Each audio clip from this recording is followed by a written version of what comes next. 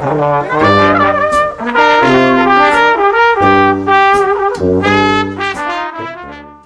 ever line up at a red light thinking you're about to blow someone's doors off and then watch a minivan walk you like you're standing still? Imagine that happening in a 1970 muscle car. V8 rumbling, stripes shining, ego loaded. But then, a used Honda Odyssey with a baby seat and half a soccer team leaves you behind, like a bad decision.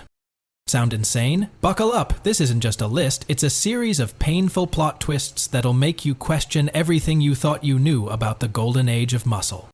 1970 was supposed to be the peak. Peak displacement, peak aggression, peak cool. But here's the truth. Some of the most iconic muscle cars from that year weren't muscle, they were masquerades. They looked the part, roared like monsters, but in reality, they got gapped by grocery getters. We're not here to disrespect legends. We're here to expose the quiet truths. The cars that looked like champions, but secretly came with defeat baked into the vein. Ready for a ride full of betrayal? Let's count down the top 5 1970 muscle cars that couldn't outrun a used minivan. And trust me, it gets worse with every name. Top 5 1970 Ford Torino GT 302 V8. It was the car that looked like a winner, but it never stood a chance. A sloping fastback profile, bold GT badging, racing stripes that screamed for speed, it had all the visual aggression of a predator on the prowl. If muscle cars were judged by looks alone, the 1970 Ford Torino GT 302 would have been king of the jungle. But when the truth hit the streets, it didn't roar, it limped. By 1970, Ford was on fire. The Mustang was dominating the pony car war. And the Torino GT? It was marketed as the Mustang's meaner mid-size cousin. Think bigger, longer, and lower, with styling pulled straight from the NASCAR playbook. The GT package wasn't subtle. Laser stripes along the sides, that wide, blacked-out grille with inset headlights, dual sport mirrors, chrome tips peeking from the exhaust. This thing didn't just look fast, it looked furious. And under the hood, the badge read 302 V8. That sounded like the real deal. A 4-barrel carb, dual exhausts, and a growl at idle that promised muscle car mischief. It was the kind of setup you expected to back up the GT name with punchy street performance. The sales pitch practically wrote itself. Mid-size agility, full-size style, all-American muscle. Ford even claimed the Torino GT was built for action. You bought the hype. You saw yourself cruising down Main Street, sun setting, windows down, pedal buried. The brochures said you were getting a grand touring machine, with just enough bite to put Chevys and Dodges on notice. But then you hit the gas. The 302 cubic inch small block V8 under the hood made 220 horsepower and 300 pound-feet of torque. Respectable numbers until you looked at the Torino GT's weight. 3,579 pounds. That was a lot of sheet metal to move, and with a Cruise-O-Matic 3-speed automatic and a 3-1 rear axle, what you got wasn't explosive performance, it was delayed reaction. Press the throttle and the Torino didn't leap. It thought about it first. 0 to 60, a sleepy 9.8 seconds. Quarter mile, a leisurely 17.2 seconds at 80 mph. To put that in perspective, a 2010 Honda Odyssey, yes, a minivan with cup holders and a DVD player, could do 0 to 60 in 7.4 seconds. That's right, you could outrun a Torino GT 302 with your kids, groceries, and a golden retriever in the back. Let that sink in. And this wasn't a factory mistake, it was an intentional move. Ford offered the 302 as the base V8 in the Torino GT lineup to attract budget-conscious buyers. It was muscle light, designed to capture the muscle car image without triggering high insurance premiums. You got the stripes, the rumble, the badging, but not the bite. Inside, the GT had all the flair of a premium ride. Optional bucket seats, a wood grain dashboard, and even air conditioning and an AM/FM stereo. It was comfortable, quiet, almost too refined for its own good. It didn't want to be a burnout machine, it wanted to be a boulevard cruiser. And maybe that was the real problem.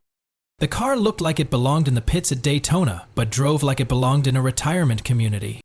Some say the Torino GT302 was a gentleman's muscle car. Others say it was a marketing illusion, a bait and subway for guys who thought they were buying horsepower but ended up with chrome and comfort. Whatever side you land on, the numbers don't lie. It was a muscle car that couldn't outrun a minivan. Ford dressed it like a predator, but fed it like a house cat. And just when you thought that was bad, wait until you see what Chevrolet did next. Top 4, 1970 Chevrolet Chevelle Malibu, 307 V8. It wore the Chevelle name like a crown, but under the hood, it barely lifted the scepter. In 1970, that badge meant power, it meant prestige, it meant you were driving a car that could turn asphalt into vapor and tires into smoke. The name Chevelle stood shoulder to shoulder with legends, GTOs, Roadrunners, Boss 429S, but just because something looks royal doesn't mean it rules the kingdom. When you think 1970s Chevelle, your mind races to the poster car of every musclehead's dream. Keckling side pipes, throaty big block idle, massive, 454 callouts on the cowl induction hood. Quarter-mile dominance written in rubber on every intersection. That was the SS-454, a fire-breathing street weapon that earned its stripes one burnout at a time. But not all Chevelles were built to fight. Enter the 1970 Chevelle Malibu 307. On the outside, it played the part perfectly. Same aggressive stance, same sculpted Coke bottle body, same chrome trim and SS-inspired cues. It was the ultimate impersonator. To the untrained eye, it looked ready to run with the big dogs. But lift that long steel hood, and the truth coughed to life. Nestled between the fenders was a 307 cubic inch V8, an engine originally created not to dominate, but to exist. It made just 200 horsepower and 300 pound-feet of torque. Not terrible for a grocery getter, but laughably tame in the world of muscle. And to make matters worse, it was typically paired with the infamous 2-speed Power Glide automatic, a transmission better suited for snow plows than street racing. Just 2 forward gears, no overdrive, no punch, no prayer. It was like being handed a battle axe made of Play-Doh. So how did it perform? In a word, poorly. 0 to 60, Empire came in a yawning 10.4 seconds. Quarter mile, a crawling 17.5 seconds at a speed that barely broke 80. This wasn't just not fast, it was actively slow. To put it in modern perspective, a 2011 Dodge Grand Caravan, yes, the minivan used to haul juice boxes and soccer balls, runs 0 to 60 in about 7.5 seconds. That's right. In a straight line, a decade-old minivan would dust the Malibu 307 like it was stuck in neutral, and still have time to flip down the rear entertainment system and pop in Finding Nemo. And the worst part? It felt like a betrayal. Because this wasn't just a slow car, it was a Chevelle. Buyers saw the badge, the shape, the stance, and thought they were buying into legend. What they actually got was a glorified cruiser and muscle car cosplay. No lumpy camshaft idle, no high RPM shriek, just a soft V8 hum as the Malibu quietly admitted defeat to just about everything on the street. The 307 engine itself wasn't bad. It was honest, it was a budget-conscious motor meant to bridge the gap between economy and image, but it had no place in a car that looked like it should be running 13S at the strip. And the Malibu trim didn't help its case. Instead of tuning for power, Chevrolet focused on comfort. Vinyl roofs, plush bench seats, fake wood trim, soft suspension. It was built to please your accountant uncle, not your adrenaline-starved alter ego. The only thing it ever smoked was your expectations. Could you modify it? Sure, you could swap the gears, upgrade the intake, bolt on headers and a bigger cam. But out of the box, the Malibu 307 wasn't a muscle car. It was a muscle car costume, a bluff, a mid-size illusion with full-size regret. Chevrolet gave us a muscle imposter that whispered instead of howled. But as disappointing as that was, at least it pretended to be something fierce. Coming up next, a car that wrapped itself in red, white, and blue, and still got lapped by station wagons. Because what AMC did next wasn't just confusing, It was patriotically underwhelming. Top 3. 1970 AMC Rebel Machine Automatic.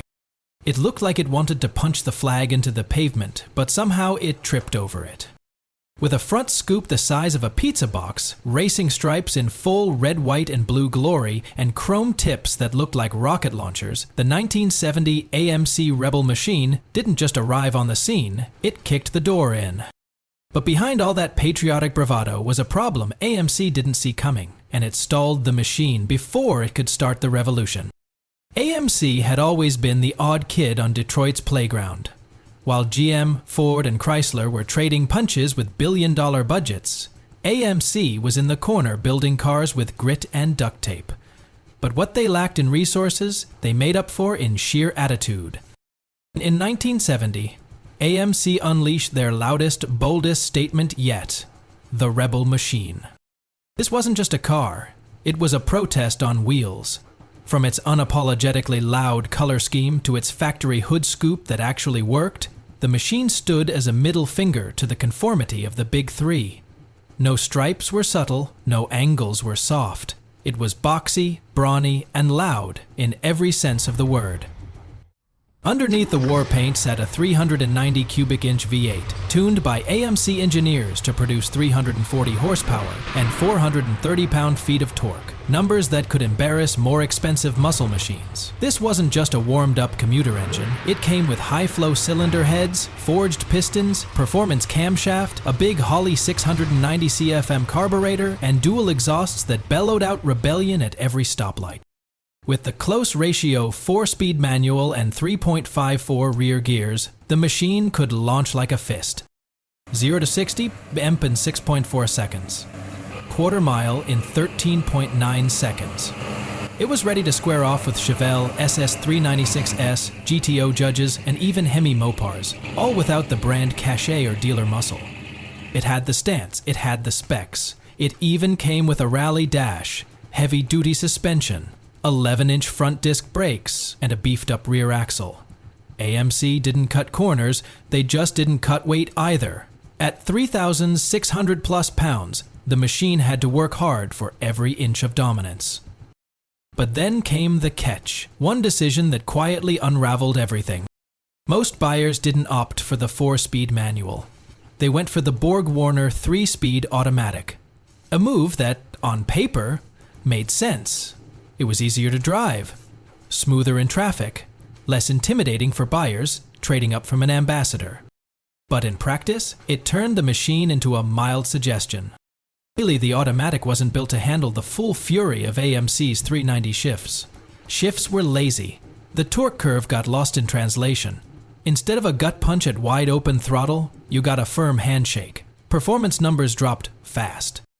0 to 60 ballooned to 8.7 seconds, quarter mile stretch to 15.3 seconds. It didn't just lose races, it lost credibility.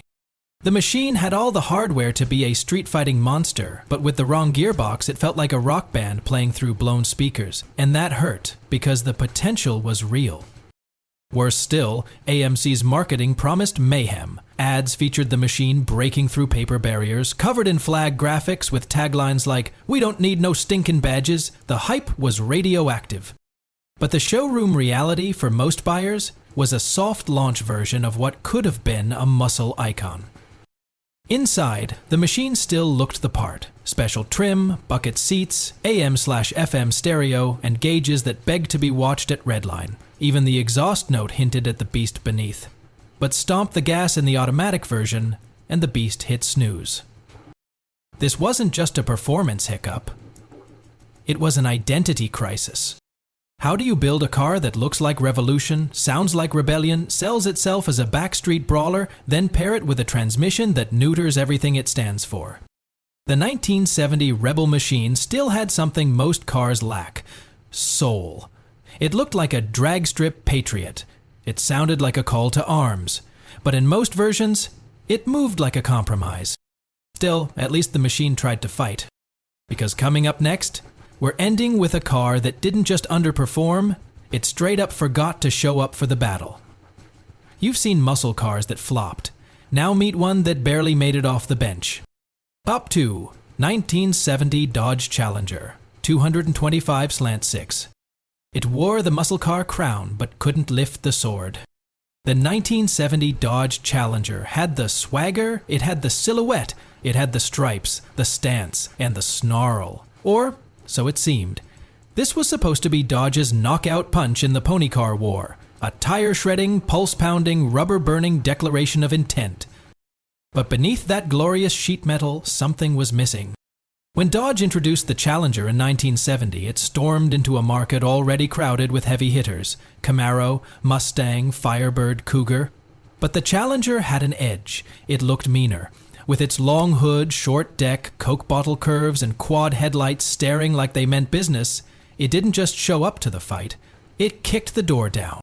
The R/T versions were legends in their own right. The 446-pack with its trio of Holley carburetors, the almighty 426 Hemi turning tires into fog. Those were the dream cars, the posters, the magazine covers, the Hollywood heroes. But Dodge knew not every buyer could afford a big block brawler. Enter the base Challenger with the 225 cubic inch slant 6.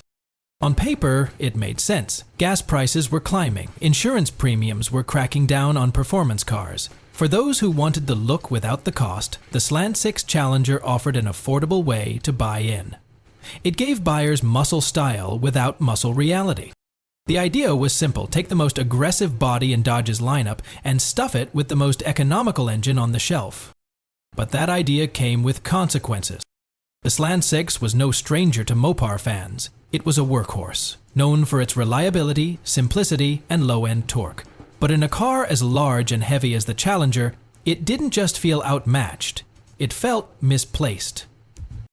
145 horsepower, 215 pound-feet of torque. That's all you got to move nearly 3,200 pounds of steel? And the result? 0 to 60 mph in 13.8 seconds. Quarter-mile times in the high 18s, if you were lucky. For comparison, a 2020 Toyota Sienna minivan runs 0 to 60 in 7.6 seconds. That's a family hauler with power sliding doors, outpacing what was supposed to be a muscle car. It wasn't just a performance issue, it was an identity crisis. This was a car that looked like it belonged in a Steve McQueen movie, but drove like a mail carrier on lunch break. The 225 Slant 6 was offered with either a 3-speed manual, mounted on the column no less, or a 3-speed torque light automatic. Both were solid transmissions, for a Dart. But in a Challenger? They turned excitement into hesitation. Floor the gas, and instead of a roar, you got a groan. The engine revved reluctantly. The car lurched forward like it was pulling a trailer of disappointment. To be fair, Dodge wasn't hiding it. The base Challenger was never pitched as a true muscle car. It was an entry point, a stylish commuter. A Trojan horse of performance looks wrapped around grocery getter internals. But that didn't stop people from expecting more. And when the hood popped at a local car meet or dealership lot, you could hear the collective sigh, "Ooh, it's just a Slant 6." Still, these base models played an important role. They made the Challenger accessible, they helped boost sales, they kept insurance companies off buyers' backs, and today their rarity, due to many being driven hard, sold cheap, and ultimately scrapped, makes them an oddball collector's item. But no one remembers them for their performance. They remember them as a lesson. Never judge a car by its fenders. Because no matter how fierce the face, it's what's under the hood that defines a true muscle machine. The Slant 6 Challenger looked ready for battle, but on the street, it waved the white flag before the first round. And yet, even that wasn't the greatest betrayal of the era. Because up next, a car with a name that screamed speed, a badge that promised power. But when the rubber met the road, it delivered little more than a broken promise.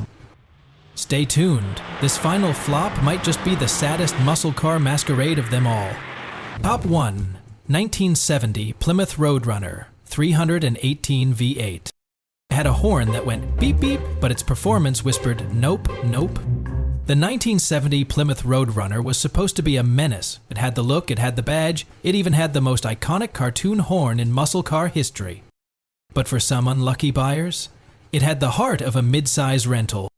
Let's rewind. In 1968, Plymouth struck gold. The original Roadrunner was an instant hit, a stripped-down, bare-knuckle brawler made for blue-collar drag racing. It ditched the chrome, skipped the fluff, and focused on what mattered: a big engine, tough suspension, and an attitude bigger than its price tag. And it worked. By 1970, the Roadrunner was a household name. It had won Motor Trend's Car of the Year. It had been immortalized in cartoons, songs, and tire smoke. Everyone wanted one, or wanted to beat one. It was the people's muscle car. Most of us remember the Bruisers. The 383 Magnum, punching out 335 horsepower. The 446 barrel, a triple-carb monster. In the 426 Hemi, Mopar's fire-breathing street legend, these were the cars that laid rubber, won pink slips, and defined the era. But not every Roadrunner came out swinging. Gun buyers, whether due to insurance costs, budget limitations, or dealer availability, rolled off the lot with the base 318 cubic inch V8 under the hood, and that's when things got awkward. Now, to be fair, the 318 wasn't a bad engine, far from it. In a Dodge Dart or Plymouth Valiant, it was practically perfect. Torquey, reliable, and fuel-friendly. In a Roadrunner, though, it was like giving a boxer ballet shoes and expecting him to punch above his weight. The 318 made a respectable 230 horsepower and 320 pound-feet of torque. But the 1970 Roadrunner, especially with all the added bodywork and wide tires, wasn't light. Tipping the scales at over 3,600 pounds, the car demanded a bigger engine to move with authority. Instead, the base 318 paired with a 3-speed torque flight automatic turned performance into a polite shrug. 0 to 60 mph, a slow motion 9.5 seconds. Quarter mile, around 17.1 seconds at best. For comparison, a 2023 Chrysler Pacifica minivan, the ultimate kid hauler, hit 60 in 7.3 seconds. That means your cartoon-themed muscle car was getting walked by a minivan full of toddlers, goldfish crackers, and forgotten Happy Meals. And that wasn't even the most painful part. The betrayal came from the expectation. This was a Roadrunner, a name that implied motion, noise, and chaos. A car built around speed.